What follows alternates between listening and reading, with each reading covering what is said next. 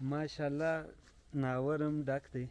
د سهار وختي ولاګ دی. سهار وختي به زه تاسو ته د ښه انډیوال تعارف وکړم او دا به هم درته ووایم زما و زړه ته کوم سړی ډېر راتېر دی. ښه انډیوال چې دی هغه د الله تعالی یو ډېر غټ نعمت دی. په ژوند کې قسم انډیوالان ځي او راځي، خو کوم و زړه ته چې تېر هغه انډیوال انسان هېڅکله هم نشي هېروی. د ښه انډیوال غټ مثال چې دی حضرت ابوبکر صدیق رضی الله تعالی عنه دی چې په جنت کې به د حضور نبي پاک صلی الله علیه و وسلم ملګری وي. زما په ژوند کې هم الحمدلله خدای ښه ملګري انډیوالان راکړي دي. دا د یوه جلا زګی دی، خو کوم یو چې زما و زړه ته راتېر دی، د چا له وجې زه خوشحاله یم، د چا له وجې زه خاندم، د چا له وجې زه سوشل اکټیویټیز کوم، هغه یو سړی دی چې ملک شفقت الله نومیږي، چې الحمدلله ما او دی د وړونه څخه هم زیات سره ګران یم. ستاسو ټوله به ما د ډېر ټیمه څخه ګورئ. یو نیم کال مخکې زه یو دم د سکرین څخه ورک سوم د څه پریشانۍ له وجې. نن کبر ته راغلی یم، ویډیو یې جوړوم، خوشحاله یم. په هغه کې غټ لاس زما د هغه انډیوال د دی.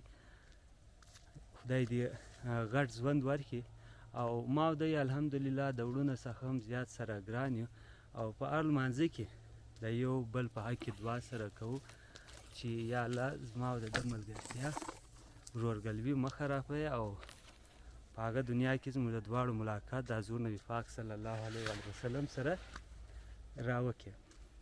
هغه خلک چې د زړه انډیوالي یې کړې، ټیم یې سره تېر کړی او بیا د کوچنۍ غلطۍ له وجې یو معمولي مسټیک له وجې دوی خپلې لارې سره جلا کړي، هغو ته زه دا وایم چې غلطي د هر انسان څخه کېږي، پکار دی هغه غلطي سړی اګنوره کړي.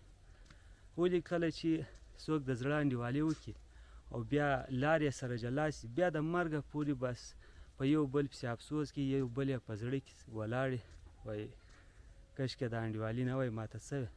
نو د هغه څه ښه دی چې د یو بل غلطي سړی اګنوره کړي، یو بل سره معاف کړي.